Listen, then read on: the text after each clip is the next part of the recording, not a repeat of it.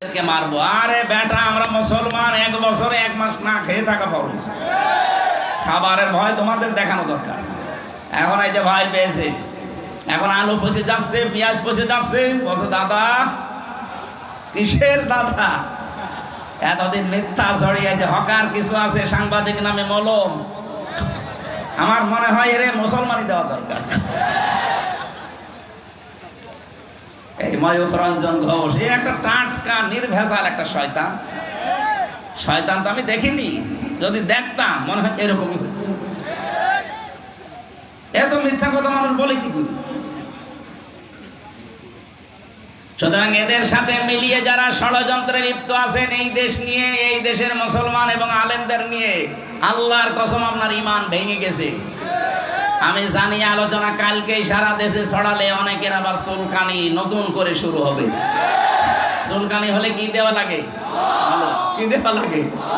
মলম দেওয়া হবে ইনশাআল্লাহ। 9 নম্বরটা বলছি, কাউকে ইসলামের ঊর্ধ্বে মনে করা। এটা কি 15.5 বছরে ছিল না ছিল না? আমি নাম নিলাম না, কেউ তার বাবাকে, কেউ তার কাউকে ঊর্ধ্বে মনে করত। আপনার ঈমান আছে, আপনি কিভাবে বলেন? আপনার ঈমান তো কখনোই অসুর মতো বায়ু ছেড়ে শেষ হয়ে গেছে।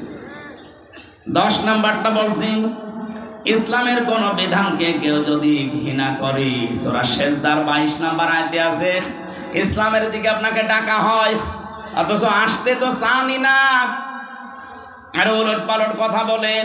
অমান আসলামু মিম্মান ইফতারা আলাল্লাহিল কাযিবা ওয়া হুয়া ইউদআ ইলাল ইসলাম আল্লাহু লা ইয়াহদিল কওমাজ যালিমিন।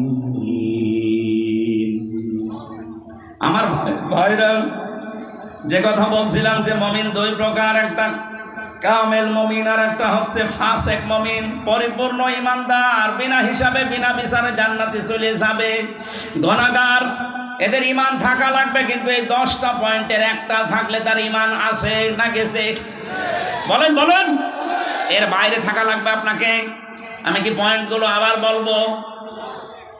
আপনারা রেকর্ড করে নিয়েছেন, অবশ্যই বাড়িতে যে মিলিয়ে দেখবেন আপনার ভেতরে আবার আছে কিনা। যদি থাকে মনে করবেন আপনি আর জাহান্নাম থেকে বের হবেন না, কারণ আপনার ঈমান ভেঙে গেছে। ভাঙা ওযু দিয়ে নামাজ হয় না, ভাঙা ঈমান দিয়ে জান্নাতে যাওয়া। আরো জোরে বলেন।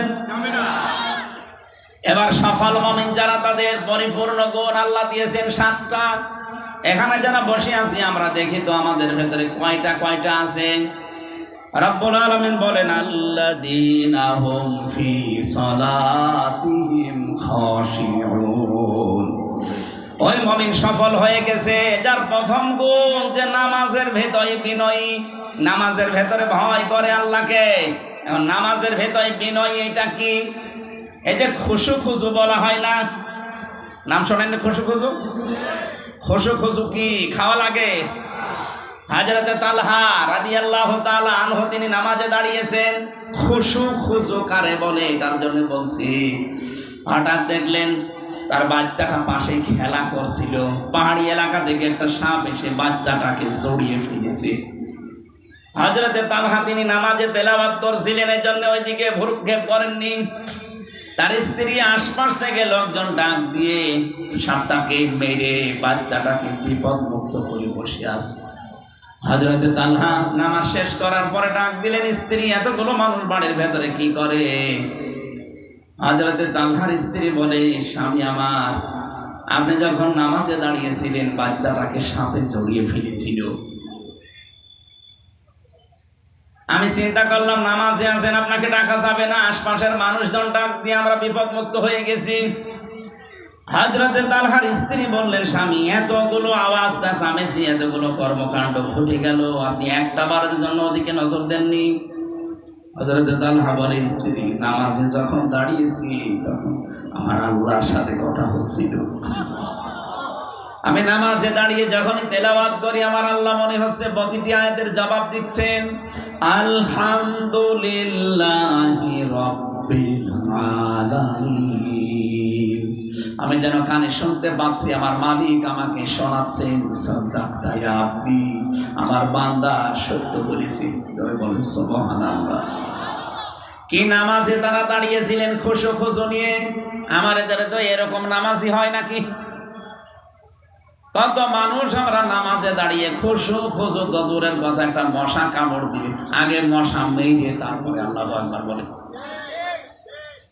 নামাজের সেজদার ভেতরে যে কি মজা আছে, এটা নিরিবিলি না হলে আপনাকে বোঝানো যাবে না।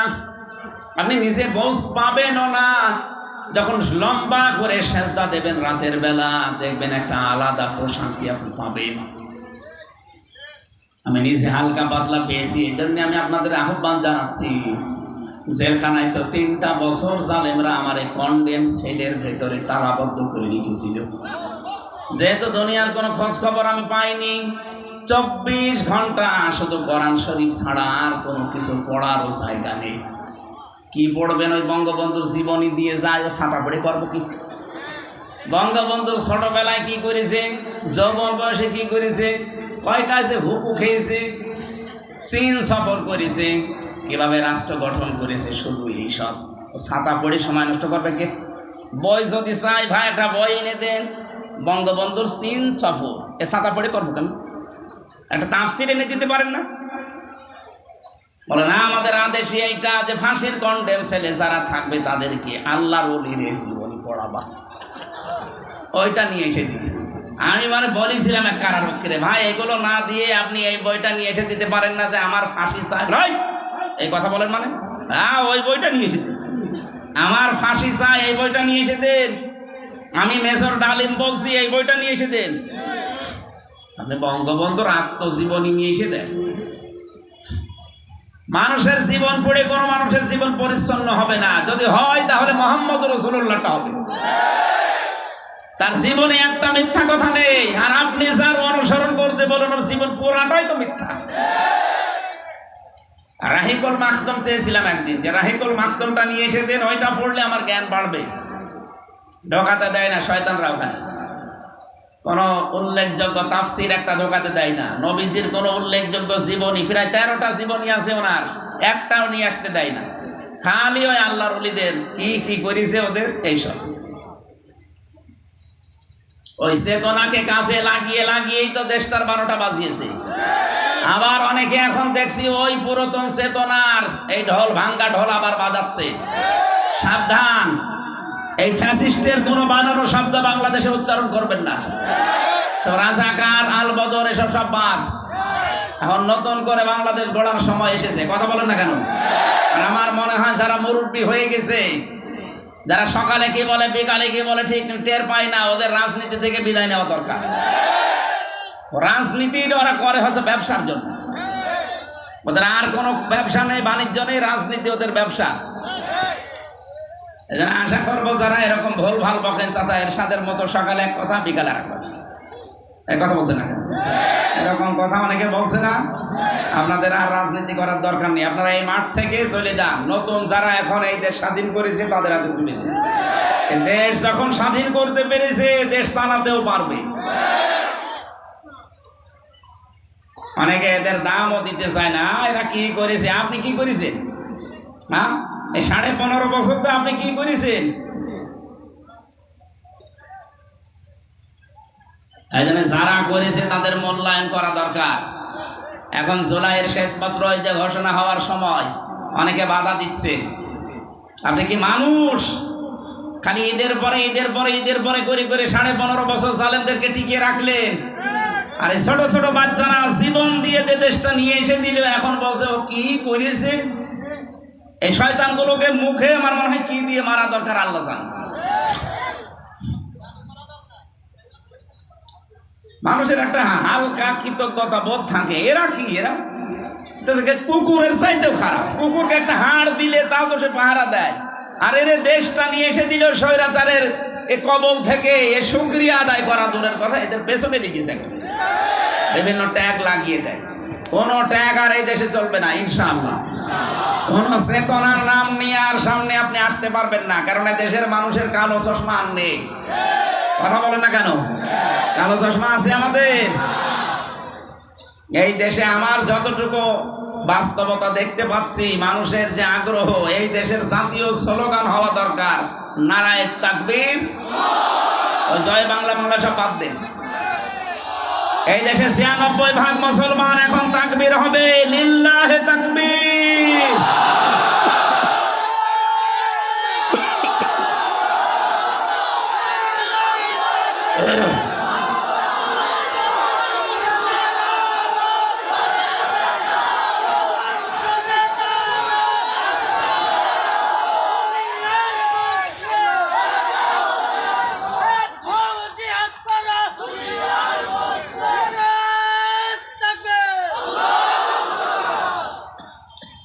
আমার ভাইরা, নামাজের ভেতরে খুশু খুশু সাহাবায়ে কেরাম যেহেতু দেখিয়েছেন, আমরা গভীর রজনীতে যখন দেখেছি রাত ২:৩০-৩টার সময় উঠে লম্বা একটা সেজদা দিলে এমনিতে যেহেতু গোনা মোনা হয় না ওই জায়গায়, কারণ ২৪ ঘন্টা আপনি যাবেন কোথায়, আর মেয়ে লোকও নেই যে গোনা করবেন।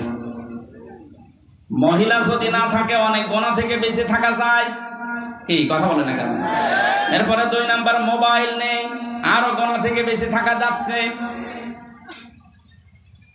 এই সর্বোপরি ৩টা বছরে যেহেতু অনেক অপরাধ থেকে, গোনা থেকে আমরা অনেকেই নিজেকে মুক্ত করে রেখতে পেরেছিলাম।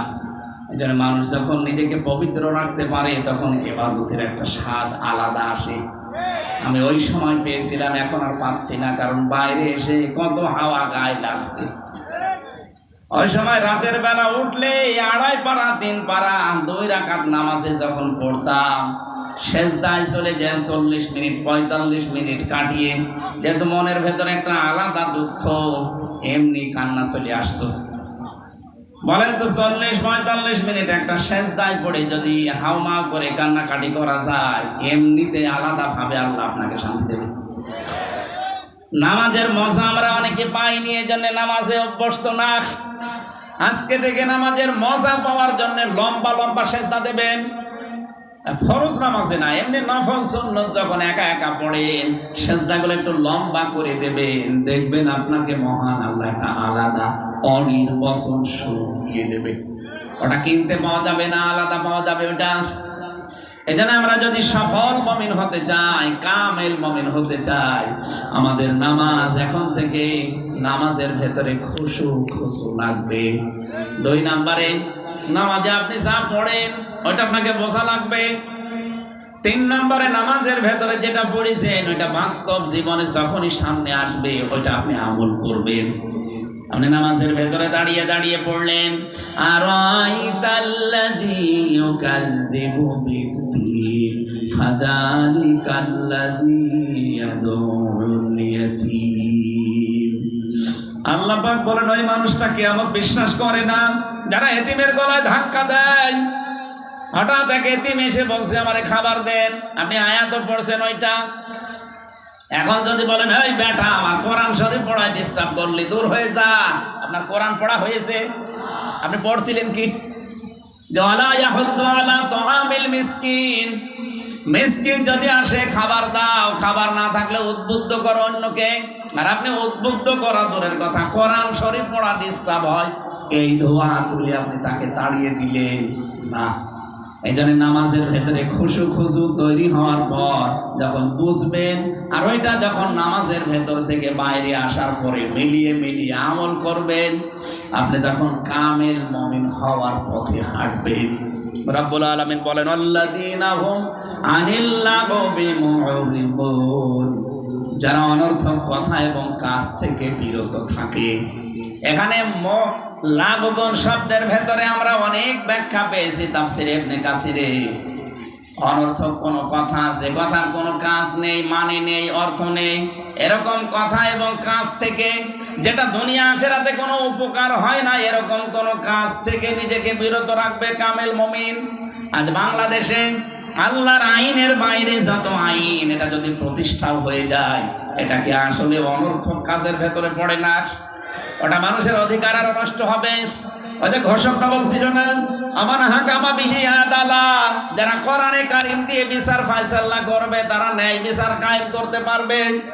সুতরাং কোরআনের আইন বাদ দিয়ে মানুষের তৈরি করা আইন যারা কায়েম করার জন্য, প্রতিষ্ঠা করার জন্য যারা চেষ্টা চালাচ্ছেন, সময় দিচ্ছেন, অর্থ দিচ্ছেন, কাজ করছেন, সবগুলো লাগবনের ভেতরে পড়বে। আপনি কামেল মুমিন হতে পারবেন না। কামেল হওয়ার জন্য অনর্থকে কাজগুলো ছেড়ে দেওয়া লাগবে। এই যে যারা সেলফি তোলেন, ছবি তোলেন, যে ছবির কোনো কাজ নেই, দুনিয়া আখিরাতে কোনো উপকার নেই, এইটাও লাগবের ভেতরে পড়বে। এই জন্য অনর্থক কিছু করা ঠিক না। আজকে থেকে যদি এরকম কোনো কাজে না আসে, এরকম ছবিও তুলবেন না। এক কথা বুঝতেছেন? না আন্দাজে দাঁড়িয়ে আছে, হঠাৎ করে তোলেন কেন? আপনার ওর ভেতরে কোনো উপকার আছে দুনিয়া আখিরাতের? ওয়াল্লাযীনা হুম লিয-যাকাতি ফাঈলুন, যারা যাকাত আদায় কর্মতৎপর। এখানে যাকাত শব্দের ব্যাখ্যা দুইটা। যাকাত মানে পবিত্রতা, যাকাত মানে বৃদ্ধি করা। আপনি যাকাত দিলে আপনার সম্পদ আল্লাহ বাড়িয়ে দেবে, যাকাত দিলে আপনার সম্পদকে আল্লাহ পবিত্র করবে। পৃথিবীর এমন কোন জিনিস নেই যার যাকাত নেই। সময়ের যাকাত আছে, শরীরের যাকাত আছে। প্রতি সপ্তাহে 2টা করে রোজা রাখা, মাসে 3টা রোজা রাখা, বছরে 1 মাস রোজা রাখা, এটা শরীরের কি? আরো জোরে বলেন। এগুলোর খবর নেই বলে আমার গ্যাস। আরে শয়তান, রোজা রাখলে জ্ঞান ভালো হয়। সুতরাং যাকাত এটা আমাদের সম্পদ থেকে শুরু করে শরীর পর্যন্ত যত কিছু আছে সবগুলোর যাকাত আদায় কর্মতৎপর হওয়া। যদিও এই আয়াতটা রাষ্ট্রের সাথে সম্পর্কিত, কারণ যাকাত আদায় এটা মানুষের ওয়াজে নসিহতে কাজ হয় না, এটা আইন পাশ করা লাগে। এরপরে পেয়েছি ওয়াল্লাযীনা হুম লিফুরুজিহিম হাফিজুন, যারা তাদের লজ্জা স্থানকে হেফাজত করে। আজ আমাদের বহু মানুষ উপরে ফিটফাট দেখতে মনে হয়, ভেতরে কিন্তু লজ্জা স্থান সদরঘাট হয়ে গেছে। এগুলো কন্ট্রোল করার মতো কায়দা আমাদের নেই। ভারতের পিনআপ করা পত্রিকাগুলো আকাশ সংস্কৃতির নামে উল্টা পাল্টা জিনিস আমাদের শরীরকে পবিত্র থেকে অপবিত্র বানিয়ে দিচ্ছে।